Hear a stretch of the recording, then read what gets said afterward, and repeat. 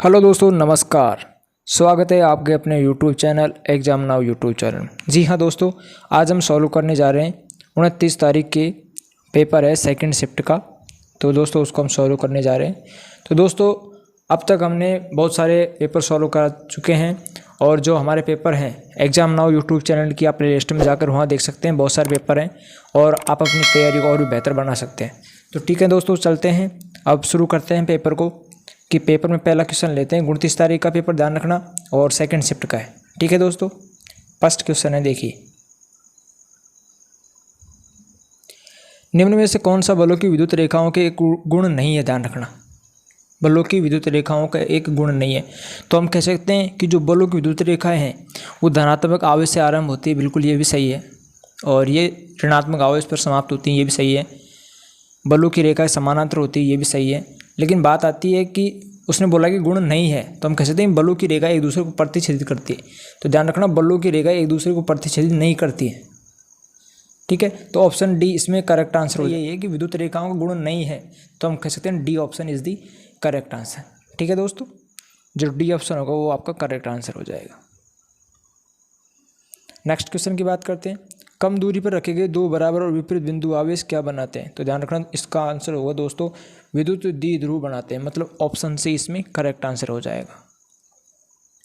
कम दूरी पर रखे गए दो बराबर विपरीत बिंदु आवेश विद्युत द्विध्रुव बनाते हैं, ऑप्शन सी इसमें करेक्ट आंसर हो जाएगा। ठीक है दोस्तों, नेक्स्ट क्वेश्चन देख लिए।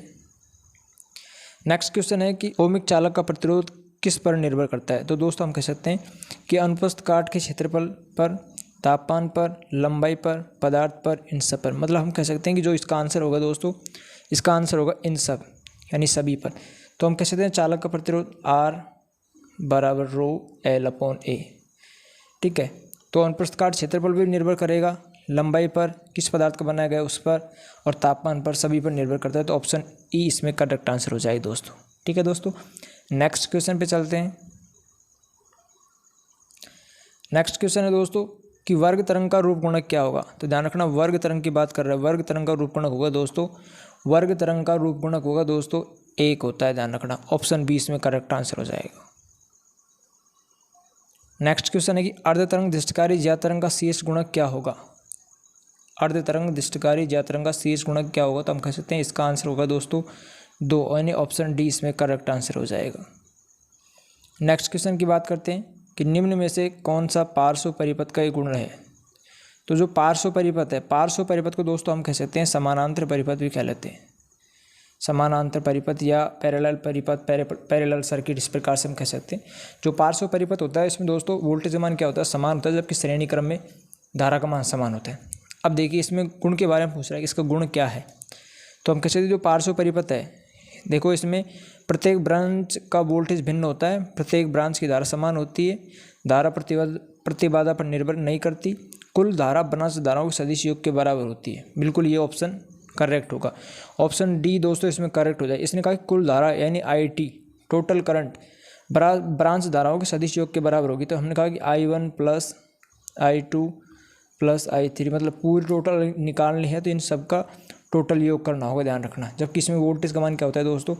वोल्टेज का मान समान होता है, ध्यान रखना, समानांतर में। ठीक है दोस्तों, तो इसका ऑप्शन होगा जो डी ऑप्शन इसमें करेक्ट आंसर हो जाएगा। ठीक है, नेक्स्ट क्वेश्चन के ऊपर बात करते हैं दोस्तों।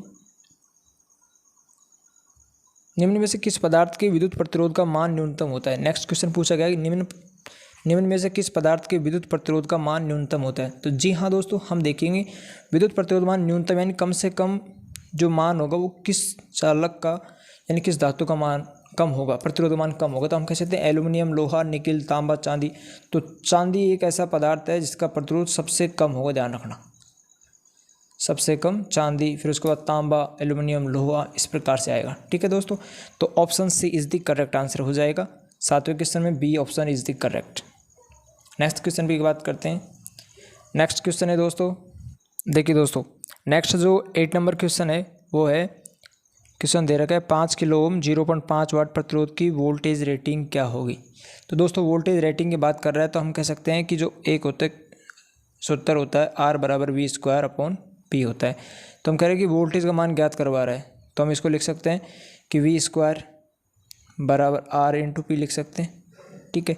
तो हमने कहा कि जो वी स्क्वायर ज्ञात करने के लिए आर इंटू पी प्रतिरोध और पावर एंड शक्ति के मान को मल्टीपल करना होगा। तो हम कह सकते हैं प्रतिरोध मान कितना है 5 किलो ओम यानी 5000, 5 किलो इंटू पावर का मान 0.5, ठीक है।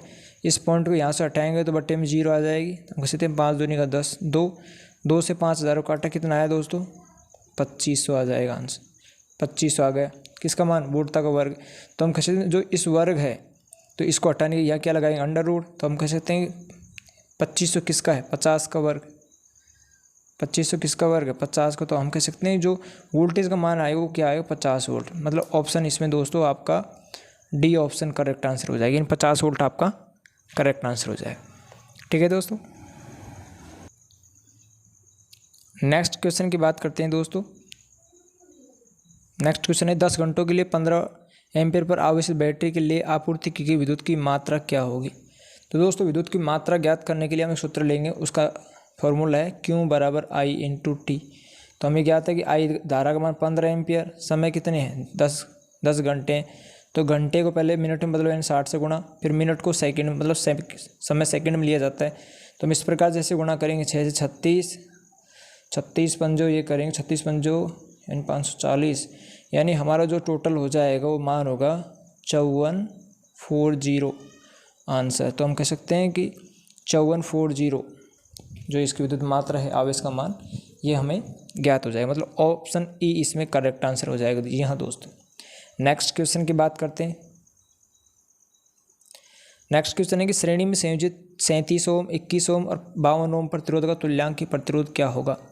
तो जी हाँ दोस्तों, ये किसमें संयोजित है श्रेणी में। तो हमें ज्ञात है कि जो श्रेणी क्रम है उसमें क्या होता है धारा का मान क्या होता है दोस्तों समान होता है, ठीक है। तो हम कह सकते हैं जो श्रेणी क्रम में कुल तुल्यांक प्रतिरोध यानी टोटल प्रतिरोध ज्ञात करने का सूत्र होता है RT बराबर होता है दोस्तों R1 plus R2 plus R3, इस प्रकार से होता है। तो हम कह सकते हैं RT मतलब तीनों को टोटल करना है, तो हम कह सकते हैं 52 प्लस 21 प्लस 37।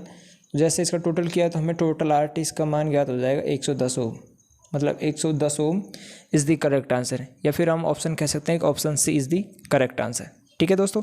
नेक्स्ट क्वेश्चन पे बात करते हैं। नेक्स्ट क्वेश्चन है दोस्तों अर्धचालक में कितने संयोजी इलेक्ट्रॉन्स होते हैं। तो ध्यान रखना अर्धचालक में दोस्तों 4 संयोजी इलेक्ट्रॉन होते हैं। बट बात की जाए चालक, ठीक है, चालक में कितने संयोजी इलेक्ट्रॉन होते हैं, हम कह सकते हैं 1 या 2 होते हैं। अर्धचालक में आपने बता ही दिया क्वेश्चन के अनुरूप 4 होते हैं। लेकिन बात करते हैं कुचालक में, ठीक है। तो कुचालक में कितने होंगे संयोजी इलेक्ट्रॉन 8 होंगे, ध्यान रखना। अब ध्यान रखना एक होता है सुचालक। सुचालक क्या होता है, सुचालक होता है चालक को ही हम सुचालक कह सकते हैं, ध्यान रखना। चालक एक होता है अचालक, तो अचालक एक कुचालक एक ही बात है, ध्यान रखना, ठीक है। कन्फ्यूज नहीं हो जाना, डाउट्स मतलब क्लियर करके चलना है हमें। जो भी हमें डाउट्स हैं इस प्रकार के क्वेश्चन में कि ये क्वेश्चन इस प्रकार से भी हमें पूछ सकता है, इस प्रकार से भी, तो किसी प्रकार से पूछे, बस हमारा डाउट्स क्लियर होना चाहिए।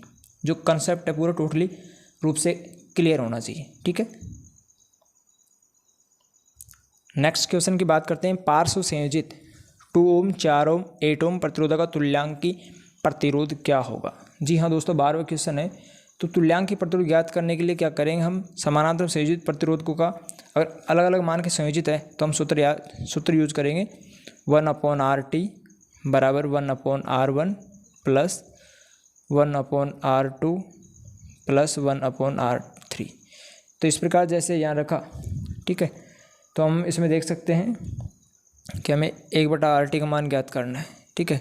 तो 1/RT बराबर 1/2 प्लस 1/4 प्लस 1/8। जैसे इनका लैसे लिया तो लैसे कितना है 16, 2 का भाग 16 में कितने बार 8 बार, 4 का भाग 16 में 4 बार, फिर 4 को 1 से गुणा करेंगे तो वही बात है, ठीक है। 8 का भाग 16 में 2 बार, तो कैसे से 8 2 2 8 4 12 8 2 14, 14/16। तो हम कैसे टोटल RT का मान होगा इसमें 16/14।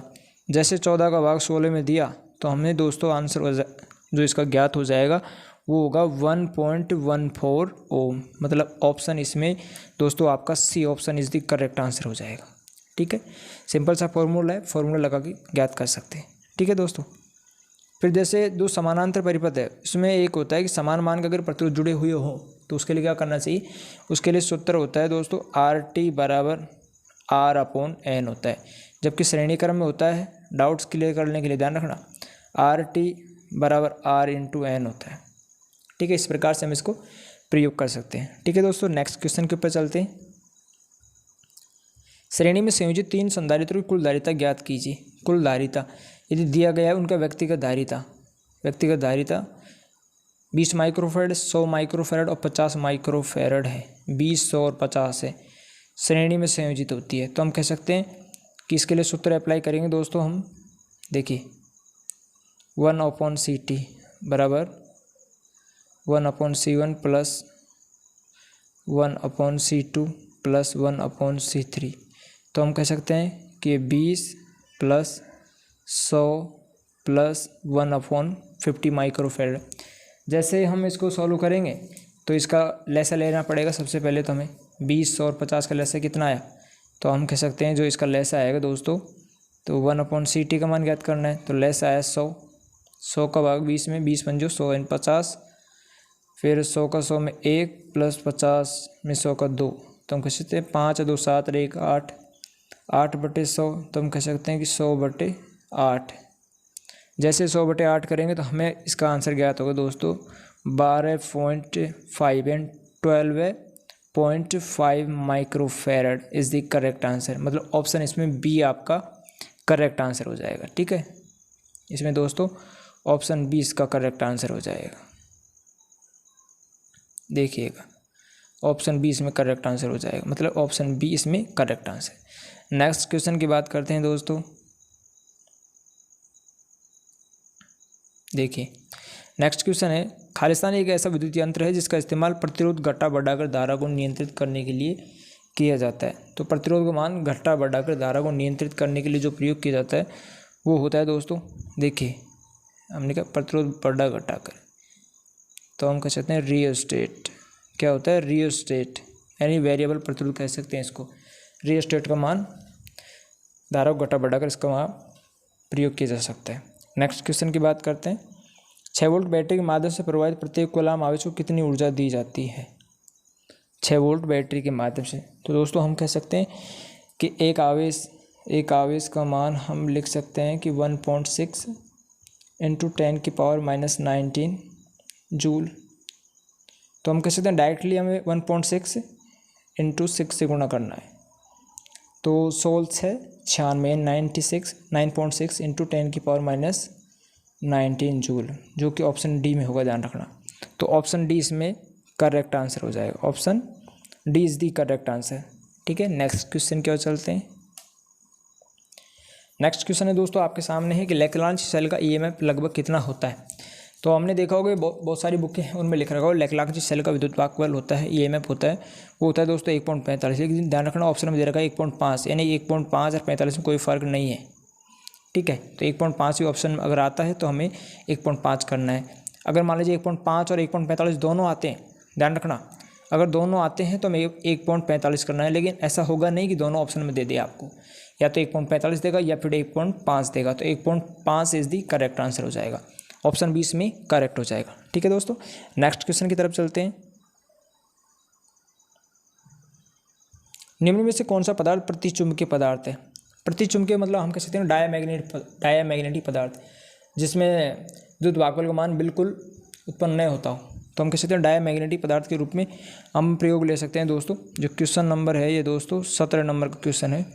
तो हम कह सकते हैं जो डायामैग्नेटिक पदार्थ के रूप में हम इसमें प्रयोग कर सकते हैं सोने का। सोना क्या है? प्रतिचुंबकीय पदार्थ, डायामैग्नेटिक पदार्थ है। नेक्स्ट क्वेश्चन की बात करते हैं कि लेड एसिड बैटरी किस इलेक्ट्रोलाइट का इस्तेमाल किया जाता है? जो लेड एसिड बैटरी होती है उसमें इलेक्ट्रोलाइट के रूप में हम कह सकते हैं कि तनु सल्फ्यूरिक अम्ल, या हम कह सकते हैं डाइल्यूट सल्फ्यूरिक अम्ल, यानी ई। ऑप्शन ई इसमें दोस्तों करेक्ट आंसर हो जाएगा। ठीक है, नेक्स्ट क्वेश्चन की बात करते हैं। शुद्ध प्रतिरोधी भार के वोल्टेज और धारा के मध्य फेज कोण कितना होगा? अगर प्रतिरोधी मान लो शुद्ध परिपथ है तो वोल्टेज और करंट क्या होंगे? एक ही फेज में होगा, तो हम कह सकते हैं जो उनके मध्य कोण का मान होगा वो क्या होगा? 0 डिग्री होगा। 90 डिग्री पर क्या होगा? 0 डिग्री। तो ऑप्शन इसमें ए आपका करेक्ट आंसर हो जाएगा दोस्तों। ठीक है, नेक्स्ट क्वेश्चन की बात करते हैं।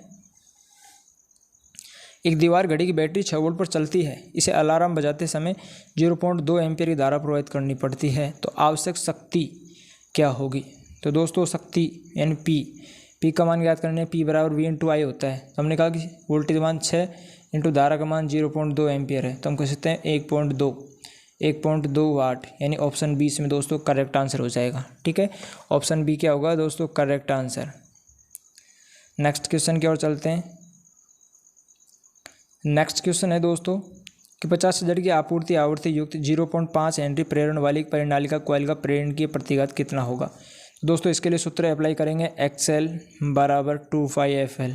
ठीक है, 2 इंटू पाई का मान हम रख सकते हैं 3.14, फ्रिक्वेंसी का मान दोस्तों दे रखा है, आपको ध्यान रखना 50 हर्ट्ज इंटू L 0.5। तो हम कह सकते हैं जैसे पॉइंट यहाँ से हटाएंगे तो हमें देखिए 3 0 लगा देते हैं, 1 2 3। ठीक है, देखिए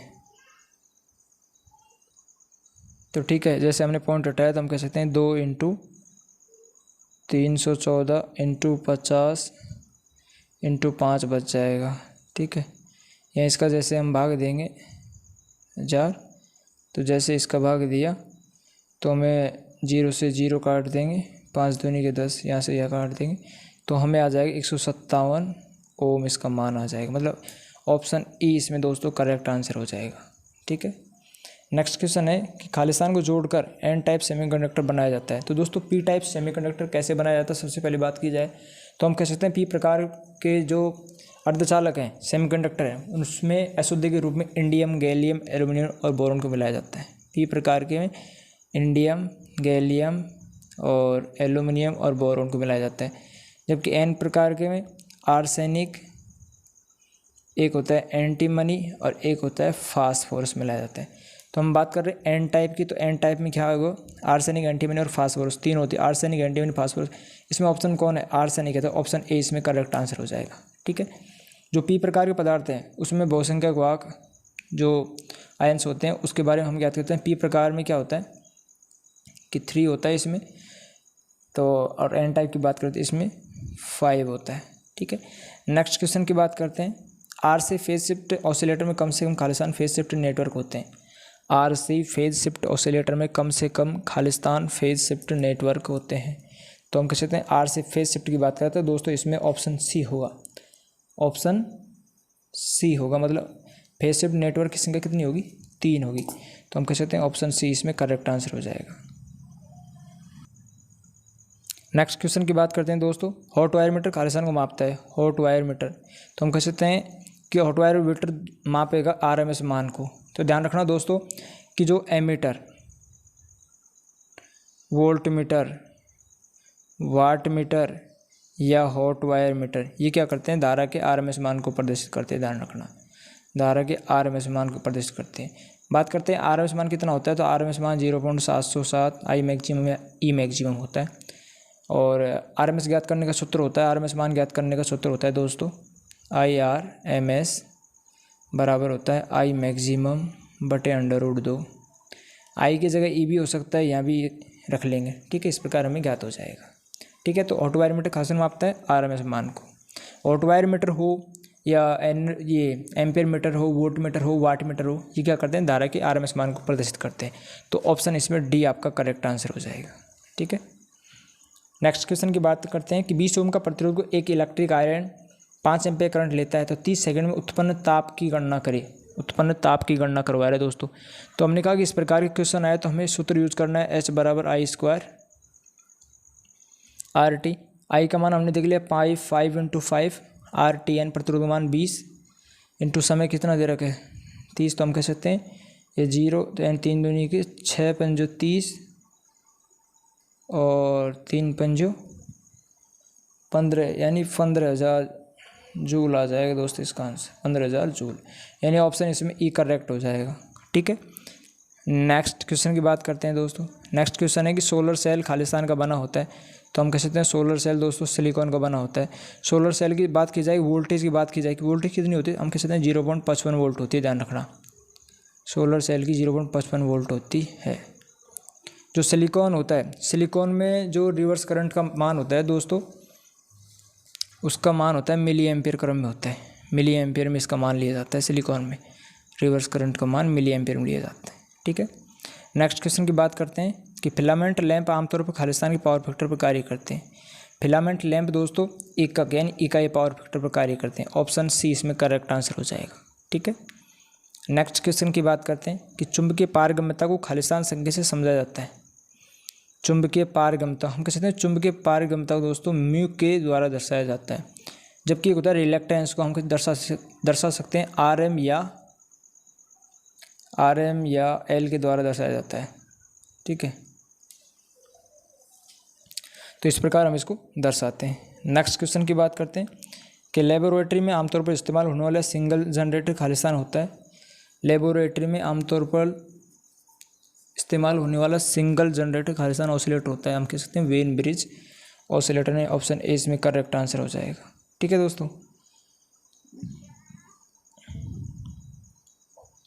नेक्स्ट क्वेश्चन है कि उस सर्किट कुल करंट प्रतिरोध क्या होगा, जिसमें 3 kilo ohm 6 kilo ohm 6 kilo ohm के 3 रजिस्टर को 30 वोल्ट सप्लाई के साथ जोड़ा जाता है। तो देखिए इसके लिए हमें करना क्या होगा दोस्तों, टोटल तो करंट ज्ञात करनी है, टोटली हमें प्रतिरोध ज्ञात करना है। तो दोस्तों इसकी बात करते हैं, किस में जुड़ा हुआ है, श्रेणी में जुड़ा हुआ है।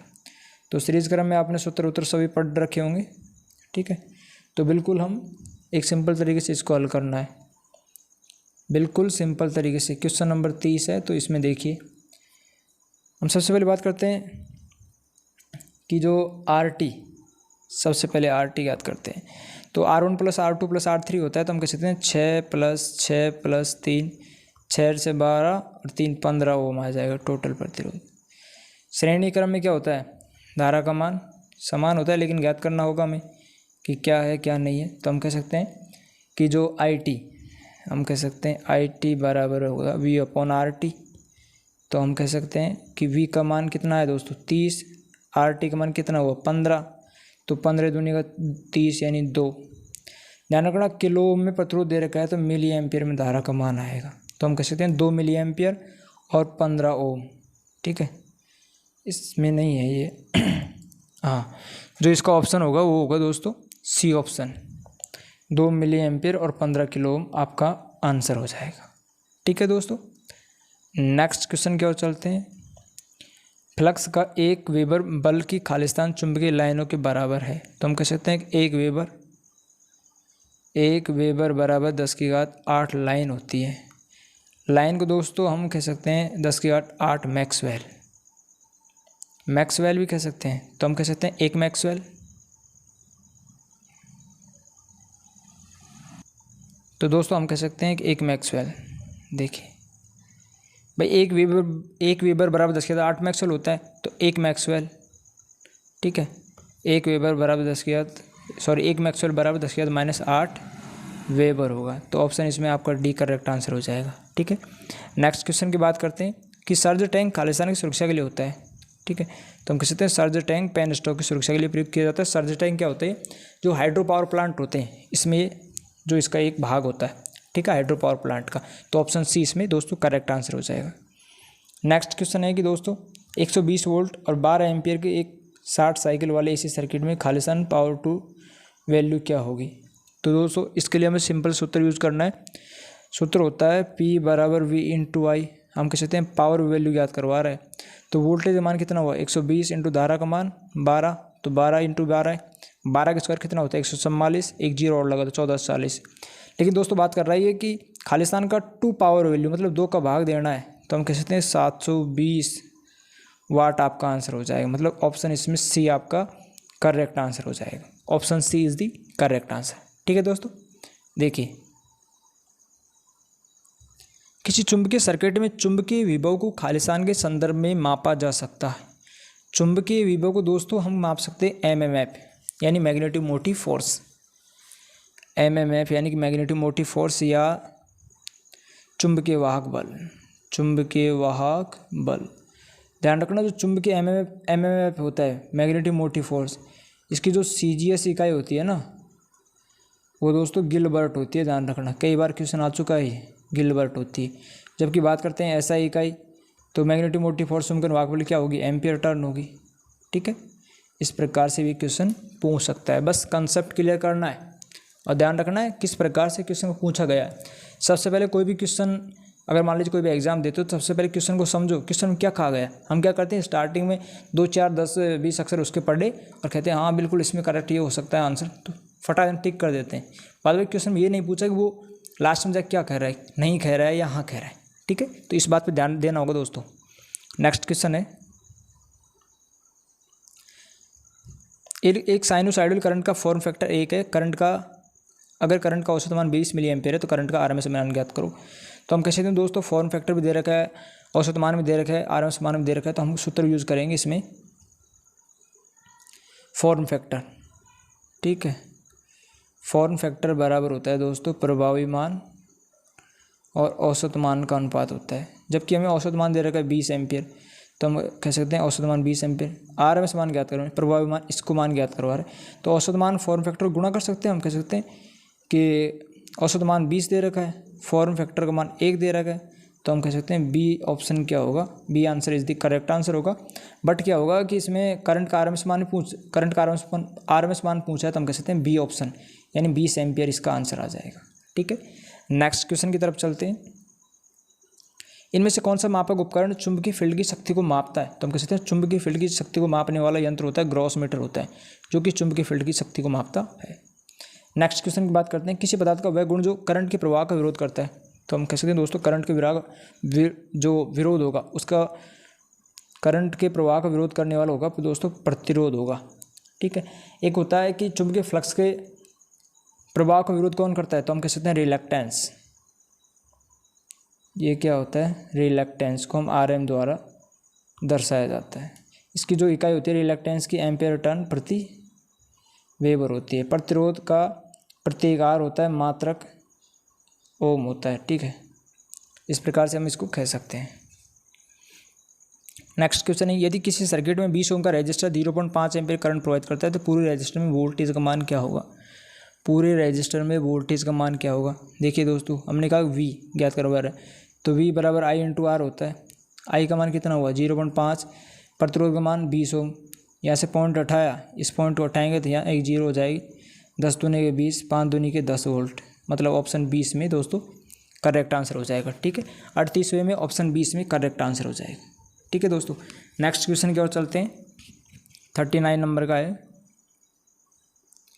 कि फ्लेमिंग के बाएं हाथ के नियम में बीच की अंगुली खालिस्तान को दर्शाती है। तो दोस्तों फ्लेमिंग के बाएं हाथ के नियम में बीच की अंगुली दर्शाएगी कंडक्टर से होकर प्रवाहित होने वाली करंट की दिशा को। ऑप्शन 20 में करेक्ट आंसर हो जाएगा। ठीक है, नेक्स्ट क्वेश्चन की बात करते हैं। सीरीज में जुड़े 3 कैपेसिटरों की कुल धारिता का पता लगाए जहां उनकी अलग अलग धारिताएं 12 माइक्रोफेरेड, 13 माइक्रोफेरेड और 25 माइक्रोफेरेड है। तो कुल कैपेसिटेंस एंड धारिता का मान ज्ञात करना है।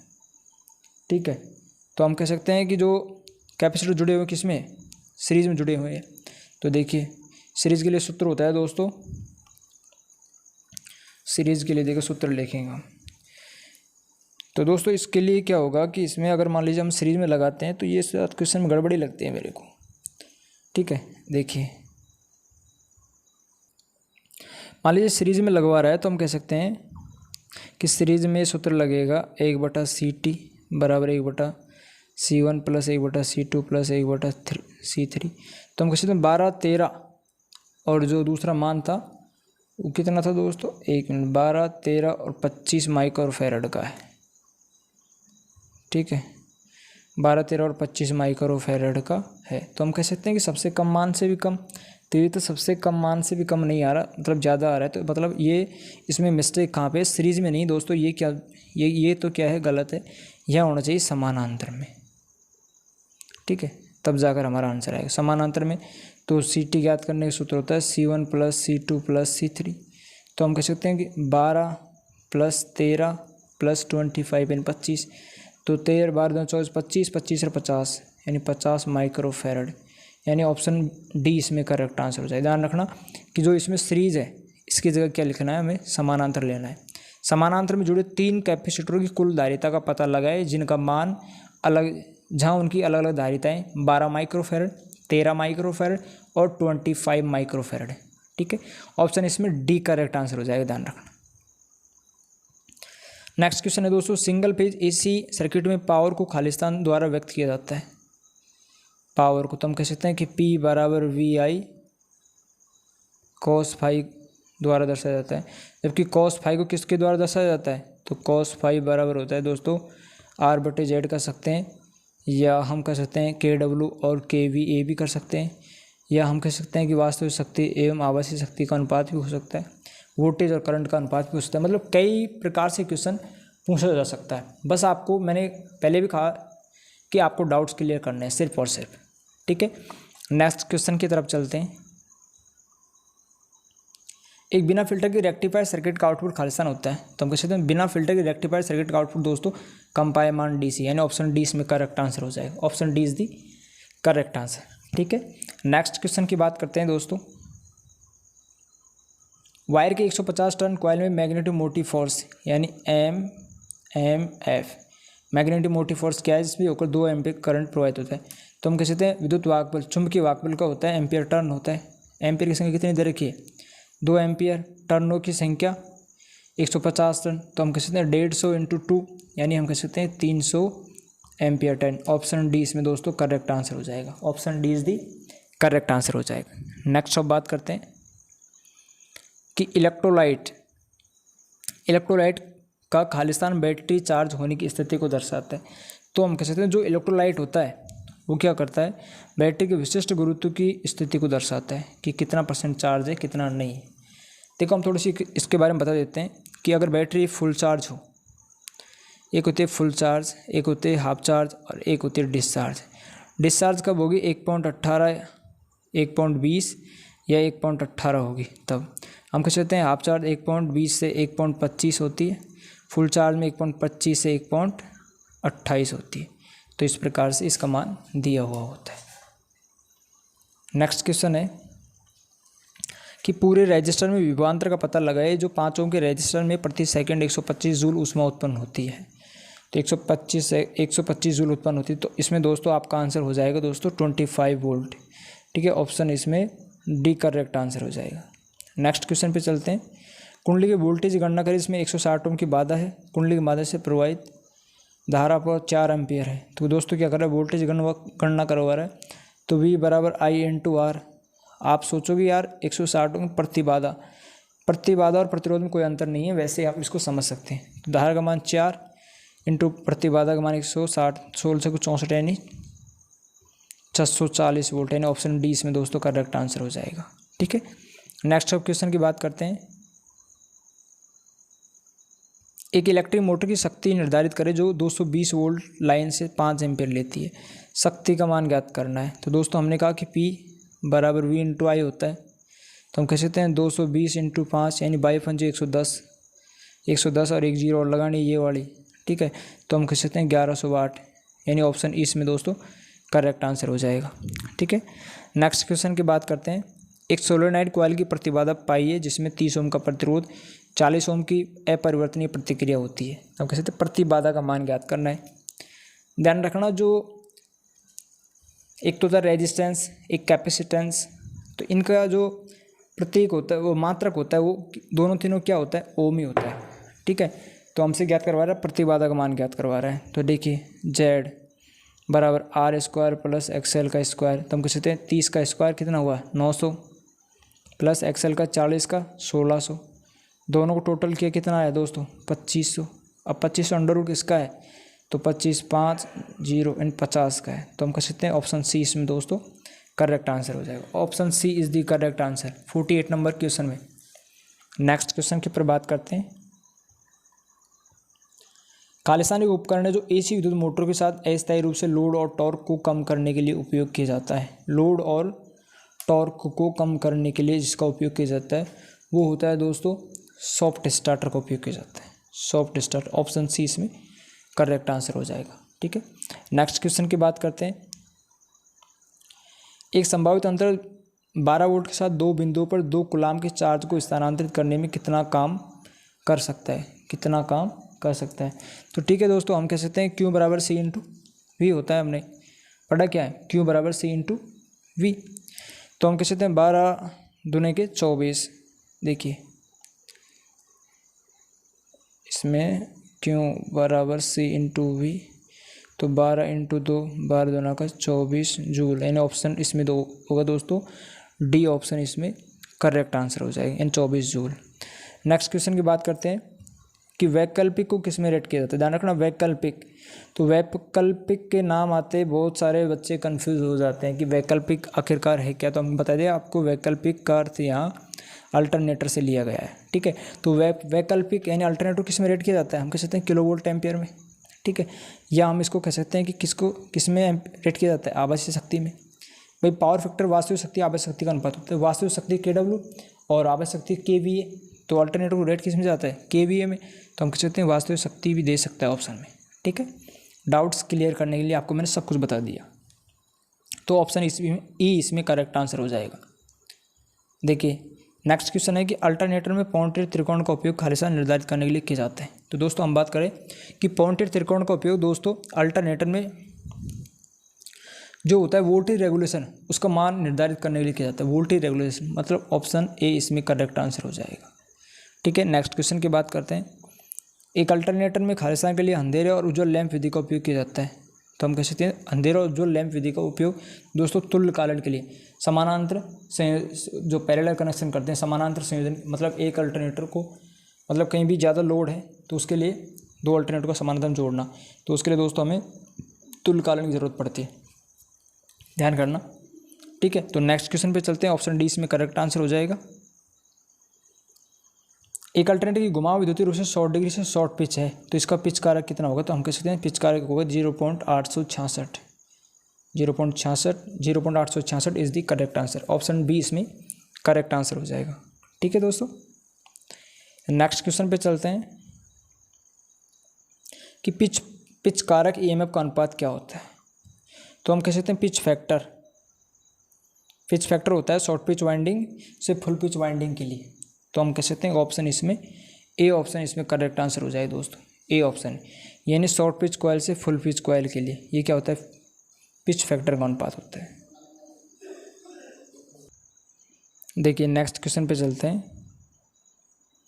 एक अल्टरनेटर को अधिक उत्तेजित कहा जाता है जब खालिस्तान पावर फैक्टर पर चल रहा होता है। ध्यान रखना अल्टरनेटर को अधिक उत्तेजित कब कहा जाता है, वो लैगिंग पावर फैक्टर पर चल रहा होता है। ऑप्शन सी इसमें दोस्तों करेक्ट आंसर हो जाएगा। नेक्स्ट क्वेश्चन की बात करते हैं कि सिंक्रोनस मोटर का निर्माण किसके समान होता है। तो हम कह सकते हैं कि जो सिंक्रोनस मोटर है उसका निर्माण दोस्तों अल्टरनेटर के समान हो सकता है, ठीक है। नेक्स्ट क्वेश्चन की बात करते हैं। नेक्स्ट क्वेश्चन है कि मुख्य रोटर पोल्स का उपयोग उच्च गति टर्बो वैकल्पिक के लिए नहीं किया जाता है, क्यों। क्योंकि इसमें क्या होता है, एक तो उच्च केंद्र प्रसारक बल होता है, एक होता है वेंडेज नुकसान, यानी बी और सी दो। ऑप्शन डी इसमें दोस्तों करेक्ट आंसर हो जाएगा, ठीक है। जो केंद्र प्रसारक बल है उसका मान ज़्यादा होता है, वेंडेज नुकसान होने की इसमें आशंका ज़्यादा होती है, तो ऑप्शन डी इसमें करेक्ट आंसर हो जाएगा। नेक्स्ट क्वेश्चन है कि अल्टरनेटर में कितने पर्चीज छल्ले होते हैं। तो हम कह सकते हैं अल्टरनेटर में 2 पर्चीज छल्ले होते हैं, यानी 2 स्लिप रिंग का उपयोग किया जाता है अल्टरनेटर में। नेक्स्ट क्वेश्चन की बात करते हैं कि यूनिटी लोड पावर फैक्टर पर एक वैकल्पिक के मुख्य क्षेत्र प्रवाह पर आर्मेचर प्रतिक्रिया को क्या कहा जाता है। तो हम कह सकते हैं जो अभी हमने आपको बताया वैकल्पिक का मतलब क्या बताएंगे, अल्टरनेटर। तो हम कह सकते हैं जो मुख्य क्षेत्र प्रवाह और आर्मेचर प्रतिक्रिया का प्रभाव क्या कहलाएगा दोस्तों, क्रॉस चुंबकीय, क्रॉस मैग्नेटाइज्म कहलाएगा। ऑप्शन डी इसमें दोस्तों करेक्ट आंसर हो जाएगा। नेक्स्ट क्वेश्चन है यदि एक वैकल्पिक की गति आधे से कम हो जाती है तो उत्पन्न EMF हो जाएगा दोस्तों।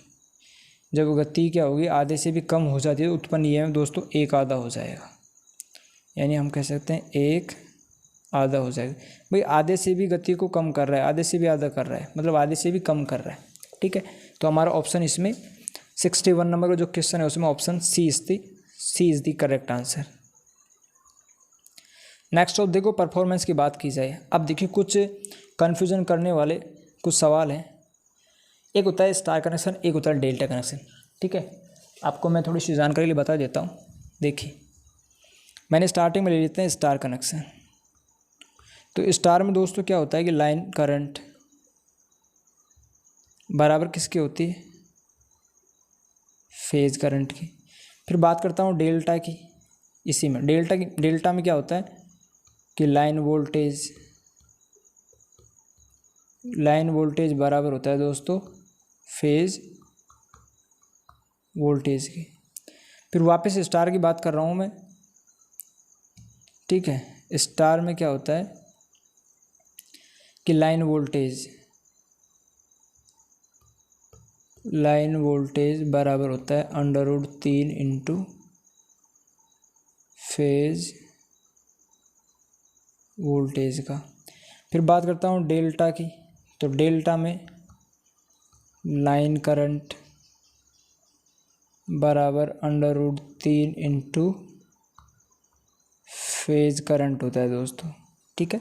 तो इस प्रकार कह सकते हैं। अब हमें क्वेश्चन में क्या पूछा गया है कि 3 चरण डेल्टा कनेक्शन में लाइन वोल्टेज, तो हमने कहा कि जो डेल्टा कनेक्शन है उसमें लाइन वोल्टेज का मान क्या होगा, फेज वोल्टेज के बराबर होगा। लाइन वोल्टेज का मान क्या होगा, फेज वोल्टेज। तो ऑप्शन सी इसमें करेक्ट आंसर हो जाएगी। लाइन वोल्टेज का मान अगर 1 है तो फेज वोल्टेज का मान भी 1 ही होगा, ठीक है। तो ठीक है दोस्तों, यहाँ समझ सकते हैं कि अगर लाइन वोल्टेज का मान 1 होगा तो फेज वोल्टेज का मान भी क्या होगा, 1 ही होगा डेल्टा कनेक्शन में। जबकि आपसे पूछा जाए कि जो स्टार कनेक्शन में, ठीक है, आपसे पूछ लिया जाए मान लीजिए कि 3 फेज डेल्टा की जगह स्टार कनेक्शन में जो लाइन करंट का मान अगर मान लीजिए 100 एम्पियर है तो फेज करंट का मान कितना होगा, तो हम कह सकते हैं लाइन करंट और फेज करंट का मान क्या होगा, बराबर है। अगर लाइन करंट 100 एम्पियर है तो फेज करंट भी कितनी होगी, 100 होगी, ठीक है। नेक्स्ट क्वेश्चन की बात करते हैं कि ट्रांसफार्मर सर्किट मोड में मूल हानि को किस रूप में दर्शाया जाता है। मूल हानि को दोस्तों शंट प्रतिरोध के रूप में दर्शाया जाता है। ट्रांसफार्मर सर्किट मोड में मूल हानि को शंट प्रतिरोध के रूप में दर्शाया जाता है। नेक्स्ट क्वेश्चन की बात करते हैं, ट्रांसफार्मर किसके सिद्धांत पर काम करता है दोस्तों, तो हम कह सकते हैं ट्रांसफार्मर म्यूचुअल इंडक्टेंस, आपसी प्रेरण के सिद्धांत पर कार्य करता है। ऑप्शन ए इसमें करेक्ट आंसर हो जाएगा। नेक्स्ट है दोस्तों कि ट्रांसफार्मर तेल खालिस्तान से मुक्त होना चाहिए। हम कह सकते हैं जो ट्रांसफार्मर तेल है वो नमी से मुक्त होना चाहिए, ठीक है दोस्तों। ऑप्शन डी इसमें करेक्ट आंसर हो जाएगा। ध्यान रखें, जो ट्रांसफार्मर होती है उसमें नमी को अवशोषित करने के लिए सिलिका जेल का उपयोग किया जाता है, और शुष्क सिलिका जेल का रंग होता है दोस्तों नीला, और नमी अवशोषित करने के बाद होता है उसका बैंगनी, ये हम कह सकते हैं गुलाबी, ठीक है। नेक्स्ट जो क्वेश्चन है कि एक ट्रांसफार्मर की प्रेरित प्रतिक्रिया किस पर निर्भर करती है, तो हम कह सकते हैं ट्रांसफार्मर की प्रेरित प्रतिक्रिया रिसाव प्रवाह पर निर्भर करती है दोस्तों। 66 नंबर के क्वेश्चन में ऑप्शन इसमें D option is the correct answer हो जाएगा, ठीक है। डी ऑप्शन इसमें करेक्ट हो जाएगा, रिसाव प्रवाह पर निर्भर करती है। नेक्स्ट क्वेश्चन है कि विभिन्न घुमावों के बीच रोधन परीक्षण करते समय श्रेणी में जुड़े परीक्षण लैंप होंगे यदि घुमाव के कुछ हिस्सों में लघु परिपथ है, तो हम कह सकते हैं अगर घुमाव के कुछ हिस्सों में लघु परिपथ है तो हम कह सकते हैं कि वो क्या होगा। वैसे इसमें दे रखा है, जो आंसर इसमें दे रखा है वो है दोस्तों गलत है, ठीक है। आंसर क्या है इसमें, गलत है। ऑप्शन इसमें सी दे रखा है, वैसे बोर्ड की तरफ से सी मान रखा है, लेकिन इसमें आना चाहिए पूर्ण रूप से प्रकाशित होगा, मतलब ऑप्शन इसमें बी करेक्ट हो जाए। भाई कह रहे हो कुछ हिस्सों में लघु परिपतन है, वो दोस्तों इसमें क्या है, लघु परिवर्तन शॉर्ट सर्किट है, तो हम कह सकते हैं कि जो शॉर्ट सर्किट को अत्यधिक धारा प्रवाह से पहचाना जाएगा, तो हम कह सकते हैं कि पूर्ण प्रकाश के साथ दीप्त, यानी ऑप्शन बी इसमें करेक्ट हो जाएगा, वही ऑप्शन होगा, बी ऑप्शन करेक्ट आंसर हो जाएगा। नेक्स्ट क्वेश्चन है कि परिणामित्र के लिए श्वासी में प्रयुक्त रसायन खालिस्तानी गुणवत्ता होनी चाहिए, तो हम कह सकते हैं परिणामित्र में जो श्वासी हो सिलिका जेल होता है उसमें गुणवत्ता क्या होनी चाहिए, वो अवशोषी आर्द्रता होनी चाहिए कि जो नमी की मात्रा है उसको सोख सके, तो ऑप्शन बी इसमें करेक्ट आंसर हो जाएगा। निम्नलिखित में से कौन सा परिणामित्रों का नियमित परीक्षण नहीं है। जो परिणामित्र होते हैं ट्रांसफार्मर होते हैं उनका नियमित परीक्षण नहीं है, तो हम कह सकते हैं कि रेडियो व्यतिकरण परीक्षण, ये क्या है, नियमित परीक्षण नहीं है। Option C is the correct answer, ठीक है। नेक्स्ट क्वेश्चन की ओर चलते हैं। अब देखिए, घूर्णन स्टेटर क्षेत्र और रोटर की गति के बीच के अंतर को दोस्तों कहा जाता है।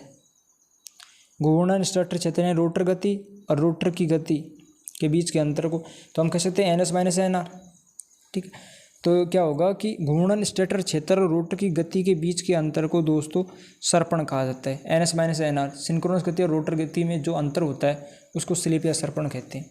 जो स्लिप और सर्पण ज्ञात करने का सूत्र होता है S बराबर होता है दोस्तों NS - NR बटे NS, ठीक है। इस प्रकार से हम इसको ज्ञात कर सकते हैं, NS × 100 भी लिख सकते हैं। ठीक है। तो हम कह सकते हैं कि जो स्लिप है इस प्रकार से होती है। अब बात करते हैं जो इसमें सिंक्रोनस गति ज्ञात करने सूत्र क्या होता है, देखिए। तो हम कह सकते हैं NS बराबर होगा F इंटू 120/V। नेक्स्ट बात करते हैं कि जो एक होती है इसमें NS गति, एक होती है NR गति। तो हम कह सकते हैं जो NS गति है, एन सिंक्रोनस गति और रोटर गति, तो सबसे ज़्यादा मान, बड़ा मान किसका होगा, सिंक्रोनस गति। अगर मान लीजिए 1500 RPM होगी तो इससे कम ही होगी, ध्यान रखना, जैसे 1440 हो, 1300 हो, कुछ भी हो सकता है। बाद बाकी ये क्या होगी 1500 से, जो NS का मान 1500 है तो इससे ज़्यादा नहीं हो सकती, ठीक है। तो हम कह सकते हैं घूर्णन स्टेटर क्षेत्र और रोटर की गति के बीच के अंतर को सर्पण कहते हैं। ऑप्शन ए इसमें करेक्ट आंसर हो जाएगा। प्रकाश और सूचन के कारण उच्च वोल्टता तरंगों के विपरीत निम्नलिखित में से कौन सुरक्षा के रूप में कार्य करता है। तो हम कह सकते हैं जो प्रकाश और सूचन के कारण उच्च वोल्टता तरंगों के विपरीत कौन सुरक्षा के रूप में कार्य करता है, हम कह सकते हैं हॉर्न अंतराल, हॉर्न अंतराल सुरक्षा के रूप में कार्य करता है। नेक्स्ट क्वेश्चन है दोस्तों, एक परिणामत्री क्रोड में प्रवाह इसको भौतिक रूप से विस्तारित करता है और प्रत्यावर्ती चुंबकीय क्षेत्र प्रवाह के साथ थोड़ा संकुचित करता है, थोड़ा संकुचित करता है दोस्तों। इसको नाम से जाना जाता है चुंबकीय विरूपण के नाम से जाना जाता है, मैग्नेटिक विरूपण है, चुंबकीय विरूपण के नाम से। ऑप्शन डी इसमें दोस्तों करेक्ट आंसर हो जाएगा। नेक्स्ट क्वेश्चन है कि निम्न में से कौन सा परिणामित्र उपयुक्त नहीं है, परिणामित्र पर उपयुक्त नहीं है। तो हम कह सकते हैं श्वासी ट्रांसफार्मर में होती है, बकोल्स रिले भी होती है और कंजर्वेटर भी होता है, लेकिन दिग परिवर्तक क्या कहाँ प्रयोग किया जाता है, जनित्र में होता है। जो AC को DC व DC को AC में कन्वर्ट करने के लिए प्रयोग किया जाता है। तो हम कह सकते हैं उपयुक्त नहीं है, तो ऑप्शन ए इसमें ए इसका करेक्ट आंसर हो जाएगा, ठीक है। नेक्स्ट क्वेश्चन की बात करते हैं। जी हाँ दोस्तों, नेक्स्ट क्वेश्चन है कि बाहरी स्थितियों के तहत दो समान परिणामित्रों की दक्षता, नेक्स्ट है कि बाहरी स्थितियों के तहत दो समान परिणामित्रों की दक्षता को खालिस्तान द्वारा निर्धारित किया जाता है। तो हम कह सकते हैं दो समान परिणामित्र की बात कर रहा है, तो हम कह सकते हैं दो का मतलब होता है बैक टू बैक परीक्षण। ऑप्शन ए इसमें दोस्तों करेक्ट आंसर हो जाएगा। नेक्स्ट क्वेश्चन की बात करते हैं कि प्रेरण मोटर में घूर्णन चुंबकीय क्षेत्र की गति को, प्रेरण मोटर में घूर्णन चुंबकीय क्षेत्र की गति को खालिस्तान रूप में जाना जाता है। हमने लिखा अभी पढ़ा था हमने ऊपर NS यानी सिंक्रोनस गति के नाम से जाना जाता है। NS बराबर होता है दोस्तों F इंटू 120/V। NS अगर गति ज्ञात करनी है तो फ्रिक्वेंसी को मल्टीपल 120 से करना है और इसको भाग देना है P का इन पोलों की संख्या का। तो इसमें D option is the correct answer. Next question है, यदि एकल कला मोटर का संधारित्र लघु परिपथ यानी शॉर्ट सर्किट हो गया तो मोटर क्या होगी, प्रारंभ नहीं होगी, यानी स्टार्ट ही नहीं होगी। अगर संधारित्र लघु परिपथ है तो मोटर स्टार्ट नहीं होगी या प्रारंभ नहीं होगी। ऑप्शन ए इसमें दोस्तों करेक्ट आंसर हो जाएगा, ठीक है। नेक्स्ट क्वेश्चन है कि संधारित्र के प्रारंभ में और मोटर को चलाने में सहायक घुमावों के साथ श्रेणी में चल रहे संधारित्र का कार्य क्या होता है दोस्तों। देखो दो ऑप्शन इसको में आपको सेम लग रहे हैं, हो सकता है कि बलागुण को भी सुधारता हो या शक्ति घटक को सुधारता है। तो ध्यान रखना, मोस्ट ऑफ इम्पोर्टेंट बात है कि संधारित्र का कार्य होता है शक्ति घटक को सुधारना। तो ऑप्शन ए इसमें करेक्ट आंसर हो जाएगा। Option A is the correct answer. Next question की बात करते हैं, प्रतिरोध प्रारंभ मोटर की शुरुआत के दौरान अपकेंद्रीय स्विच खालिस्तान करता है जब तक मोटर गति नहीं पकड़ती। तो हम कह सकते हैं कि जो प्रतिरोध प्रारंभ मोटर है शुरुआत यानी स्टार्टिंग के दौरान अपकेंद्रीय स्विच खालिस्तान करता है, तो हम कह सकते हैं प्रारंभिक घुमावों को तो क्या करता है, बंद करता है और संयोजित करता है। प्रारंभिक घुमावों को बंद और संयोजित करता है। ऑप्शन ए इसमें दोस्तों करेक्ट आंसर हो जाएगा, ठीक है। नेक्स्ट क्वेश्चन की बात करते हैं, एक हिस्टैरिसीस मोटर खालिस्तान के सिद्धांत पर कार्य करती है। एक हिस्टैरिसीस मोटर दोस्तों सेथिल-हनी के सिद्धांत पर कार्य करती है, ध्यान रखना। एक हिस्टैरिसीस मोटर होती है ना दोस्तों, सेथिल-हनी के सिद्धांत पर कार्य करती है। Option C is the correct answer. एक प्रेरण मोटर में एक स्टेटर कुंडली आमतौर पर खालिस्तान निर्मित होती है। हम कह सकते हैं जो प्रेरण मोटर इंडक्शन मोटर है उसमें स्टेटर कुंडली आमतौर पर दोस्तों ताम्र धातु से निर्मित होती है, ठीक है। ऑप्शन ई इसमें दोस्तों करेक्ट आंसर हो जाएगा। नेक्स्ट है दोस्तों कि निम्नलिखित में से कौन सी मोटर यांत्रिक और चुंबकीय कंपनों से मुक्त होती है। निम्नलिखित में से कौन सी मोटर यांत्रिक और चुंबकीय कंपनों से मुक्त होती है? तो हम कह सकते हैं हिस्टैरिसीस मोटर। क्या होगा दोस्तों कि हिस्टैरिसीस मोटर यांत्रिक और चुंबकीय कंपनों से मुक्त होती है। ऑप्शन सी इसमें दोस्तों करेक्ट आंसर हो जाएगा।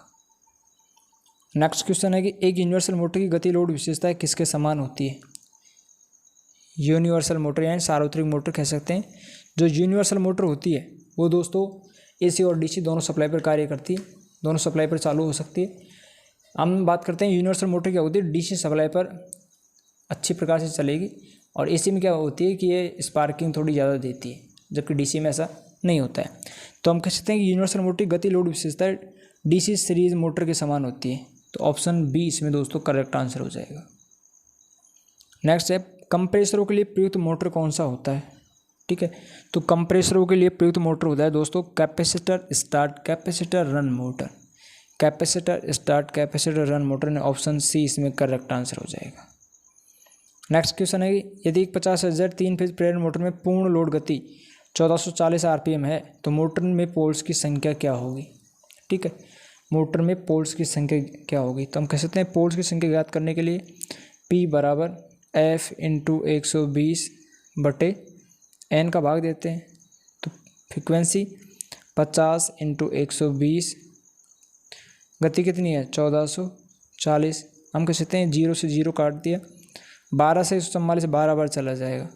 अब हमें 12 का भाग 50 में देंगे तो हमें यहाँ ज्ञात हो जाएगा दोस्तों 4.14, मतलब लगभग मान है। तो हम कह सकते हैं मोटर पोल्स की संख्या क्या होगी? 4 होगी। ध्यान रखना, अगर मान लीजिए आपके सामने आता है कि 2 पोल दे रखी हैं तो अधिकतम गति के लिए हम कह सकते हैं कि 3000 आरपीएम मोटर की गति होगी।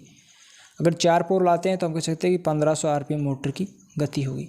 ध्यान रखना, जो गति है अगर मान लीजिए पोल की संख्या घटाएंगे तो क्या होगी? पोल की संख्या घटेगी यानी कम होगी तो स्पीड ज़्यादा होगी, अगर स्पीड ज़्यादा होगी तो पोल की संख्या कम होगी। मतलब ये दोनों एक दूसरे के विपरीत होते हैं। ठीक है, अब देखिए नेक्स्ट क्वेश्चन की बात करते हैं। प्रेरण मोटर में क्राउलिंग किसके कारण हो सकती है? तो हम कह सकते हैं प्रेरण मोटर में क्राउलिंग होती है दोस्तों। प्रेरण मोटर में क्राउलिंग मोटर में विकसित हार्मोनिक के कारण होती है, मोटर में विकसित हार्मोनिक के कारण। Option C is the correct answer. Next question है 3 फेज प्रेरण मोटर। देखिए 3 phase squirrel cage induction motor में रोटर चालकों को, तो हम कह सकते हैं रोटर चालक होते हैं वो क्या होते हैं? एंड रिंग्स के माध्यम से शॉर्ट सर्किट कर दिया जाता है। एंड रिंग्स के माध्यम से, ध्यान रखना स्लिप रिंग के माध्यम से, तो ये तो क्या होगा? गलत। तो this answer is the correct answer. Option C इसमें दोस्तों करेक्ट आंसर हो जाएगा। ठीक है, नेक्स्ट अब बात करते हैं यदि रोटर से स्टेटर स्लॉट के कुछ अनुपात के साथ एक प्रेरण मोटर सामान्य गति 1/7 पर चलती है तो इस घटना को क्या कहा जाता है? दोस्तों इस घटना को 1/7 पर चले तो दोस्तों इस घटना को हम कह सकते हैं क्राउलिंग। क्या होती है? क्राउलिंग, यानी ऑप्शन डी इसमें दोस्तों करेक्ट आंसर हो जाएगी। ठीक है, नेक्स्ट क्वेश्चन की बात करते हैं दोस्तों। एक प्रेरण मोटर की निश्चल स्थिति में स्लिप का मान कितना होता है? निश्चल स्थिति में स्लिप का मान होता है दोस्तों इकाई होता है। तो ऑप्शन इसमें ई answer is the correct answer हो जाएगा। एक प्रेरण मोटर किसके शेयर से यानी समानुपाती होती है? तो हम कह सकते हैं एक प्रेरण मोटर एक ट्रांसफार्मर की, एक प्रेरण मोटर एक ट्रांसफार्मर की जब बात की जाए एक अल्टरनेटर तो हम कह सकते हैं सिंक्रोनस मोटर की। तो ऑप्शन ए इसमें करेक्ट आंसर हो जाएगा। मिक्सर में निम्नलिखित में से कौन सी मोटर प्रयुक्त की जाती है? मिक्सर में तो हम कह सकते हैं मिक्सर के लिए दोस्तों यूनिवर्सल मोटर यानी सर्वव्यापक मोटर। ये एसी व डीसी दोनों सप्लाई पे कार्य करती है, हमने अभी बताया था आपको। ठीक है, डीसी पे चिंगारी देती नहीं है, एसी पे थोड़ी क्या होती है? चिंगारी ज़्यादा देती है, और डीसी पे बेस्ट रहती है। ठीक है, नेक्स्ट क्वेश्चन है कि एसी सीरीज मोटर में प्रतिकारी वाइंडिंग किस लिए लगाई जाती है? एसी सीरीज मोटर में प्रतिकारी वाइंडिंग किस लिए लगाई जाती है? तो हम कह सकते हैं दोस्तों जो प्रतिकारी वाइंडिंग का कार्य क्या होता है कि आर्मेचर प्रतिक्रिया के प्रभाव को कम करता है। ऑप्शन बी, आर्मेचर प्रतिक्रिया का प्रभाव कम करता है और ब्रूसेज में स्पार्किंग को भी कम करता है। तो मतलब ऑप्शन इसमें डी हो जाएगा, बी प्लस सी दोनों। ठीक है, तो 91 का जो आंसर होगा option D is the correct answer. Next question की बात करते हैं 92। डीसी जनरेटर का आर्मेचर किस लिए लेमिनेटेड होता है? ध्यान रखना, जो डीसी जनरेटर का आर्मेचर होता है तो लेमिनेटेड, इंसुलेटेड या पटलित किस लिए बनाया जाता है, तो हम कह सकते हैं एडी करंट लॉस को कम करने के लिए। फिर बात की जाएगी जो आर्मेचर होता है वो सिलिकॉन स्टील क्यों बनाया जाता है, तो हम कह सकते हैं हिस्टैरिसीस हानि के मान को कम करने के लिए बनाया जाता है। तो इसमें जो आपका आंसर होगा दोस्तों वो होगा B answer is the correct answer. Next question की बात करते हैं। नेक्स्ट क्वेश्चन है दोस्तों, 4 पोल डुप्लेक्स लैप वाइंडिंग के लिए समानांतर पथों की संख्या कितनी होगी। ठीक है, देखिए 4 पोल डुप्लेक्स लैप वाइंडिंग के लिए समानांतर पथों की संख्या कितनी होती है, तो हम कह सकते हैं कि ये लैप वाइंडिंग की बात कर रहा है। तो लैप वाइंडिंग में दोस्तों ए बराबर पी होती है, जितनी पोलों की संख्या उतनी समानांतर पथों की संख्या। लेकिन ये कह रहा है कि लैप वाइंडिंग में डुप्लेक्स है, पोल कितने दे रखे 4, मतलब कुछ नहीं दे रखा तो हम क्या मान ले सिंप्लेक्स मानते हैं। तो ए बराबर पी होता है, मतलब हमने कहा कि 4 सिंप्लेक्स दिया होता तो हम 4 बराबर 4। लेकिन बात करता है डुप्लेक्स, तो डुप्लेक्स में क्या होता है समानांतर पथों की संख्या पोलों की संख्या का दुगना होती है। तो 4 का दुगना दोस्तों 8 कर दिया। ऑप्शन डी इसमें दोस्तों करेक्ट आंसर हो जाएगा। ठीक है, नेक्स्ट क्वेश्चन की बात करते हैं। नीचे दिए गए आरेख में निम्नलिखित में से कौन सी वाइंडिंग दर्शाई गई है, तो हम कह सकते हैं दोस्तों ये जो वाइंडिंग है ये इसका प्रतीक है कि सिंगल लेयर बास्केट वाइंडिंग का। ऑप्शन ए इसमें करेक्ट आंसर होता है, single layer basket winding. Next question की बात करते हैं कि जनरेटर में डमी कॉइल क्या प्रदान करने का उद्देश्य क्या होता है, तो हम कह सकते हैं रोटर को यांत्रिक संतुलन प्रदान करने के लिए जनरेटर में डमी कॉइल प्रदान की जाती है। ऑप्शन ए इसमें दोस्तों करेक्ट आंसर हो जाएगा आपका। ठीक है, नेक्स्ट क्वेश्चन की बात करते हैं कि डीसी मोटर का बैक ईएमएफ किस पर निर्भर करता है। दोस्तों हम कह सकते हैं डीसी मोटर का बैक ईएमएफ, देखिए बैक ईएमएफ को हम कह सकते हैं ईबी बराबर 5ZNP/60A होता है। तो हम कह सकते हैं कि पोल्स की संख्या के, बिल्कुल हाँ, फ्लक्स प्रति पोल के फाई के, आर्मेचर कंडक्टर में कुल संख्या के, आर्मेचर वाइंडिंग समांतर पथों की संख्या पर, चालकों की संख्या और घूर्णन गति सब पर, मतलब इन सभी ऑप्शन ई इसमें करेक्ट आंसर हो जाएगा दोस्तों। नेक्स्ट क्वेश्चन है कि एक शेडेड पोल मोटर में शेडिंग कॉइल का उपयोग किस लिए करते हैं, तो हम कह सकते हैं दोस्तों शेडिंग कॉइल का उपयोग घूर्णन चुंबकीय क्षेत्र उत्पादन के लिए करते हैं, घूर्णन चुंबकीय क्षेत्र उत्पादन के लिए करते हैं। Option C is the correct answer. Next है कि डीसी जनरेटर के कम्यूटेटर की सफाई करने के लिए निम्न किस तरल पदार्थ का उपयोग किया जाता है, तो हम कह सकते हैं CTC यानी कार्बन टेट्रा क्लोराइड का उपयोग किया जाता है कम्यूटेटर की सफाई करने के लिए, ध्यान रखना। नेक्स्ट है डाइवर्टर वाल्व्स का व्यापक रूप से उपयोग उन व्यावसायिक एप्लीकेशन के विस्तार संकलन किया जाता है जिसमें क्या क्या हो, तो हम कह सकते हैं डाइवर्टर वाल्व्स के लिए इसका उपयोग रासायनिक विनिर्माण एवं प्रसंस्करण किया जाता है, हाँ कूलेंट के लिए भी, स्वच्छता और अपशिष्ट प्रसंस्करण के लिए, चिकित्सा एवं दवा सेवाओं के लिए। तो ऑप्शन ई इसमें दोस्तों करेक्ट आंसर हो जाएगा। नेक्स्ट क्वेश्चन है कि एक लैप वाइंडिंग डीसी मशीनों में कंडक्टर एवं चालकों की संख्या 100 है, समांतर पथों की संख्या 10 है, तो औसत पिच तो हम कह सकते हैं 100/10, 10 से 0 कटिए, हम कह सकते हैं 10। ऑप्शन डी इसमें दोस्तों करेक्ट आंसर हो जाएगा। ठीक है, ऑप्शन डी इसमें दोस्तों करेक्ट आंसर हो जाएगा। ठीक है दोस्तों, तो वीडियो को लाइक करें और अपने दोस्तों के साथ शेयर करें और हमारे यूट्यूब चैनल एग्जाम नाउ को सब्सक्राइब करें। जी हाँ दोस्तों, धन्यवाद, मिलते हैं नेक्स्ट वीडियो में। ठीक है दोस्तों, okay, all the best, have a nice day.